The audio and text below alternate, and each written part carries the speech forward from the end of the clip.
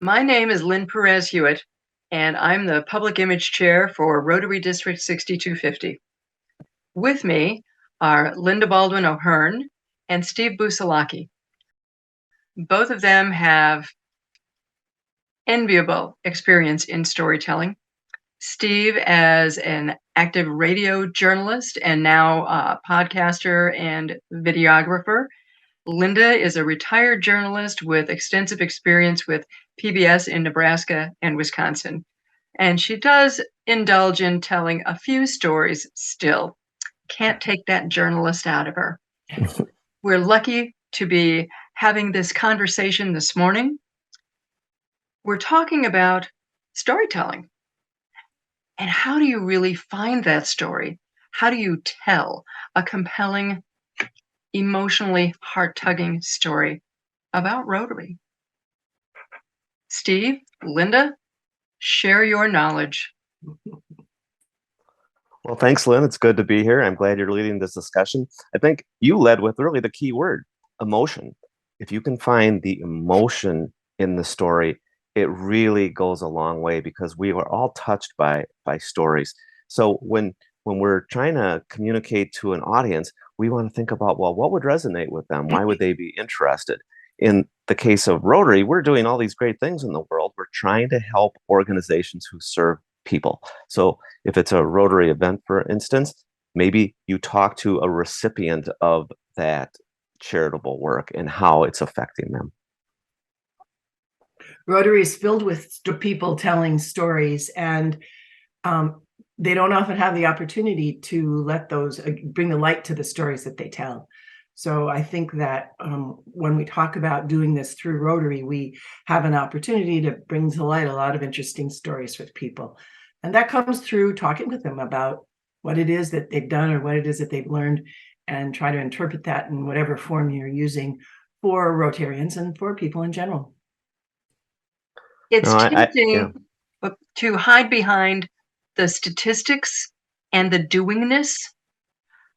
How do you help somebody that you're interviewing, that you're chatting with, to really get beyond that? Well, I think when you're talking to somebody and you're trying to get a feel for, like, why do they participate in Rotary, they'll have many answers, and sometimes you'll have no way of really predicting what they're going to say. But I think we all have joined Rotary for particular reasons, and they're all really interesting. I mean, they may bring up their childhood. Sometimes it's a parent who was a Rotarian and they remember what that experience was like, seeing dad go off to those meetings and participate in some of these projects, and they're sort of continuing that family legacy. That's one way of looking at it. The other way of looking at it is, the direct impact on the people that you're trying to help with the project. So there's a lot of ways of going about it. That's the beauty of storytelling. There's not just one way. There are all kinds of different angles to pursue. When you start telling a story, when you start listening to a story that someone is telling you, as someone who's a former journalist, you want to start asking them questions. And I think the concept of questioning and listening to what people say allows the story to come out. Good questioning is probably the best kind of way to look at things. And starting with the concept of, this is a question, whatever the framework it is, whatever context you're working out. But that will, as you begin to tell someone's story, if you get them to answer questions and to begin to talk about whatever it is that you're doing, then you have them engaged. And I think that's the most important thing in storytelling, is to make sure that you've engaged the person who's telling the story with you as a person, so that they will move forward and really be open and communicative with you. It's hard, but being open and communicative yourself usually helps.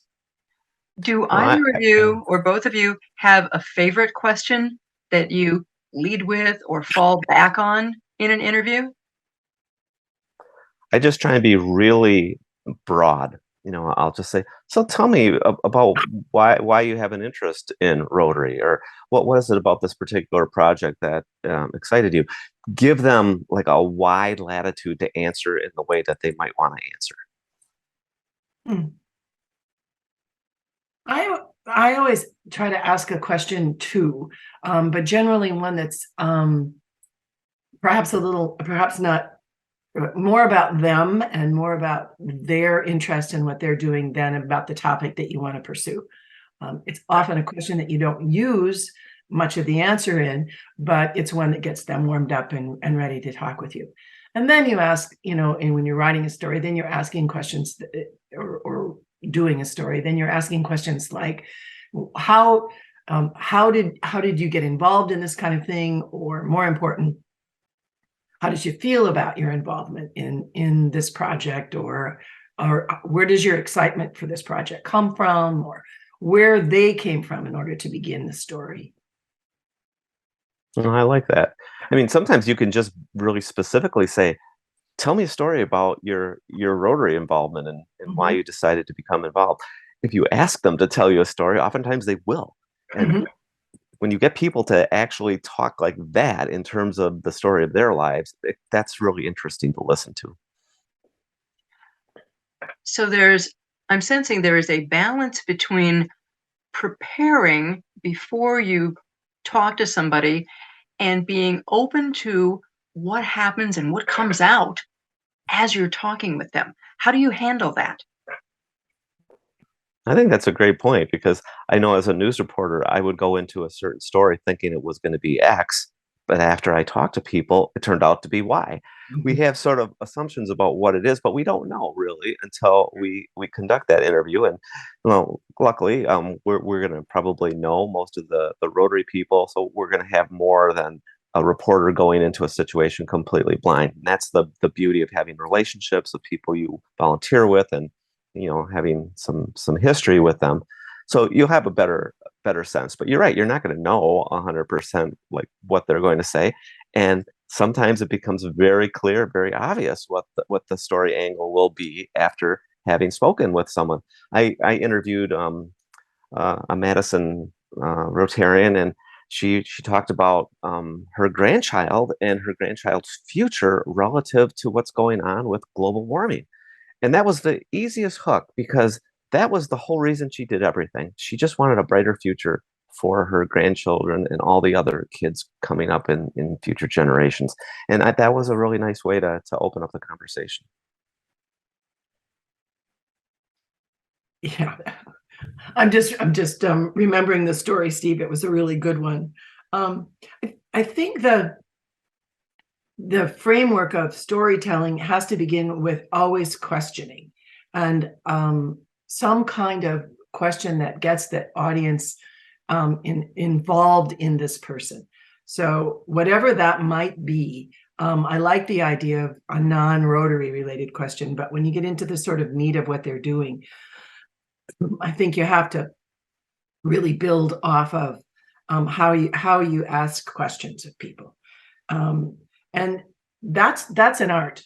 Steve's really, really good at it, and particularly in live situations. But if you, as a individual out there, Rotarian, want to start telling other people's stories, it's a good idea to sit down and figure out what are really good questions, 2 or 3 really good questions that you can ask them. And also, you need a question, if you will, to begin a story. When I started the story that Karen was talking about our project in Ghana, my question was, how many Rotarians does it take to build a bathroom in Ghana? And that's a question that most people will sort of look at you sort of funny, but it does engage the viewer or the listener or the reader. So that's the example that I would use of creating a question that will, get the audience involved as well as the person with whom you're speaking. When do you know when you've got enough, that the story has been told? Well, Well, I think the key is brevity. You don't want to go so long that you're going to lose your audience. So you're not going to be able to tell every aspect of every story. And one thing I learned as a news reporter is that focus is so important. I remember I covered a hearing at the Capitol, and it was about the state budget, this gigantic thing that affects every part of our lives. Well, how was I going to tell that story? The Joint Finance Committee happened to be working on an issue related to reimbursements for handicapped people. And there were a bunch of people in the room in wheelchairs waiting for this. And while the vote went their way and they were sort of celebrating, and I just remember what I did with this story is I talked about it from the point of view of a handicapped person and what this meant. And I remember what the guy told me, what the handicapped person said to me. I was so excited I almost fell out of my chair. So I used that, and you'd be surprised at how many people talked to me the next day about that story. They remembered it because of the emotion of that vote for that one particular person. Instead of talking about the legislature passed a bill of $3.5 billion, blah, blah, and just use a bunch of statistics, it was more of a human story. And I think we need to think about how things affect others and express the information in that way. Perspective is really, I think, the key in doing videos in particular.